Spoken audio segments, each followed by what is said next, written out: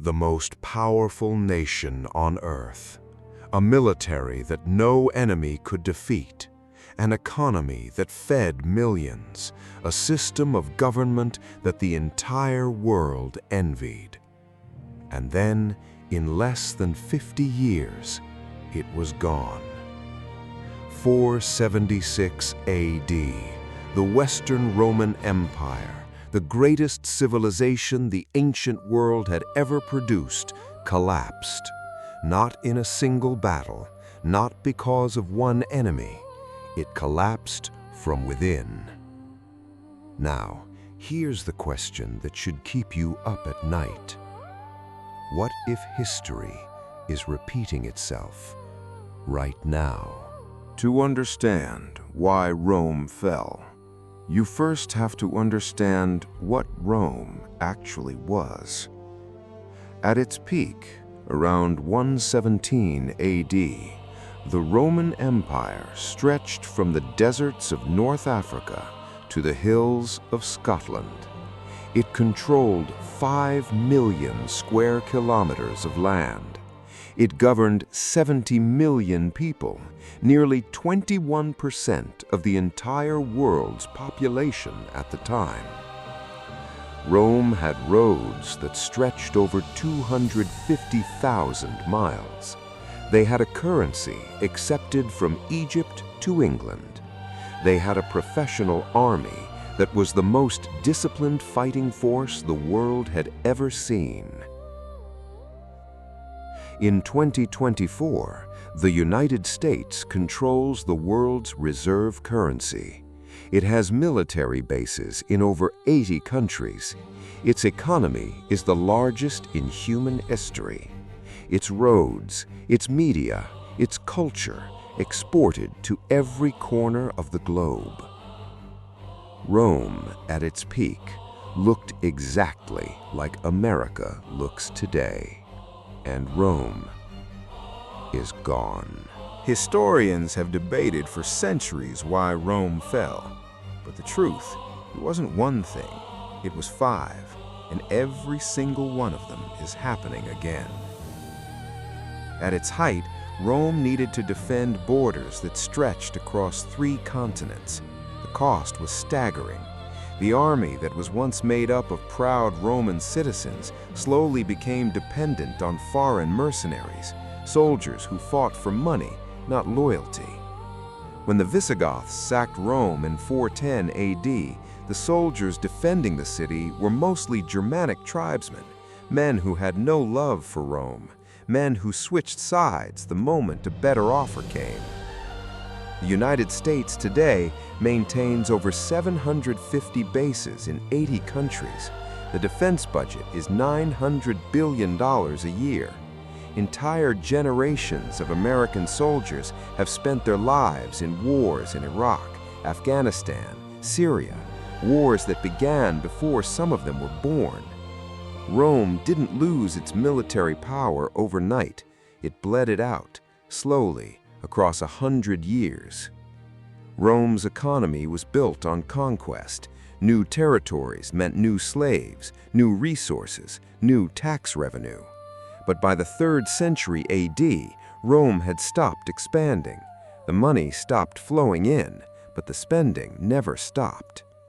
So the Roman government did something desperate. They started debasing their currency, mixing cheaper metals into silver coins to print more money. In 64 AD, Roman coins were 90% pure silver. By 268 AD, less than 2%. The result? Runaway inflation. Prices doubled, then tripled. The middle class was destroyed. Trust in the currency collapsed. The United States' national debt is currently over $34 trillion. The Federal Reserve has expanded the money supply by trillions since 2008. Rome debased its coins. America prints its dollars. Different tools, same result. In the 3rd century alone, known as the crisis of the 3rd century, Rome had over 20 different emperors, 20 in 50 years. Most of them were assassinated by the very generals who put them on the throne. The Senate had lost its power. The people had lost faith. Every new emperor promised stability. Every new emperor failed. Political division is not new. Political paralysis is not new. The inability of a government to govern itself, that is the oldest story in the history of power. This one is uncomfortable, but history doesn't care about comfort.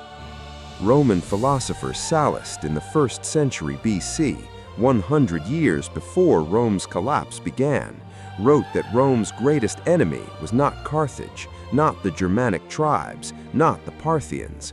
Rome's greatest enemy were Romans themselves.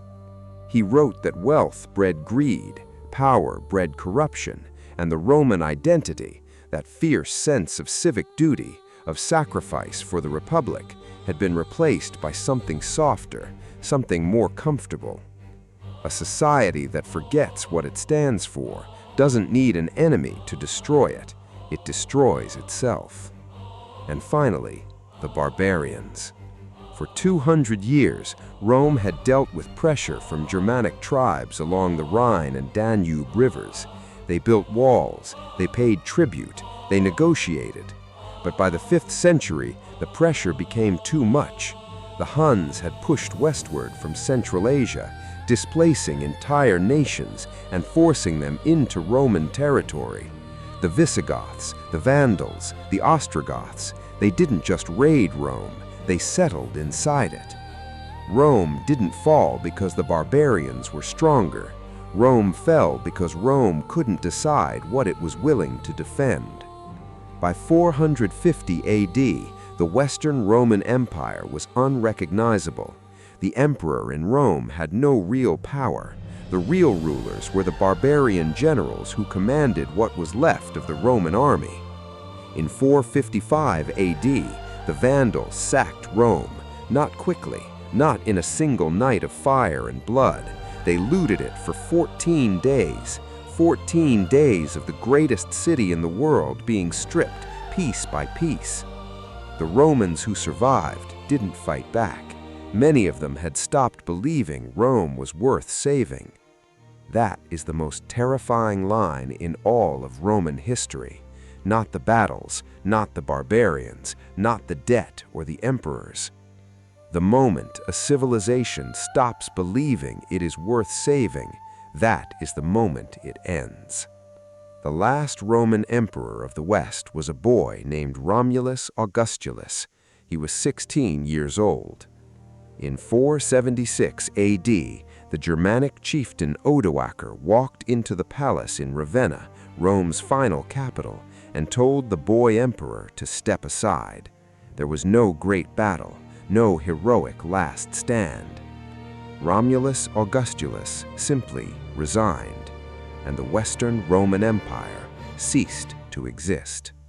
1,200 years of Roman civilization ended with a 16-year-old handing over a crown. So, what can we actually learn from Rome? The Eastern Roman Empire, what we call Byzantium, survived for another 1,000 years after the West collapsed. Why?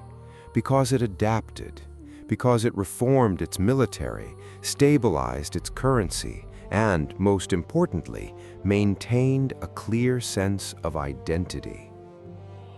Rome's fall was not inevitable. Nothing in history is inevitable. The choices that were made, generation by generation, decision by decision, those choices built the collapse. And choices can always be made differently. Edward Gibbon, who wrote the definitive history of Rome's decline, said something that has stayed with me. He said that the Roman Empire fell not because it was attacked, but because it forgot what made it great. Strength without purpose becomes weakness. Power without virtue becomes corruption. And a nation that cannot agree on what it values cannot agree on what it is willing to fight for. Rome fell. The question is not whether great nations can fall. The question is, whether we are paying attention. If Rome's story taught us anything, it's this: no empire falls in a day, and no empire is doomed to fall. The warning signs were there 500 years before the end. The Romans who saw them, who wrote about them, who fought against the tide, they were ignored. History remembered them anyway. Now you know the signs too. If this video made you think, if it made you question something you thought you knew, hit that subscribe button, because next week we're going inside the Viking Age, and what you think you know about Vikings from Netflix, you are going to be very surprised. Empires rise, legends remain.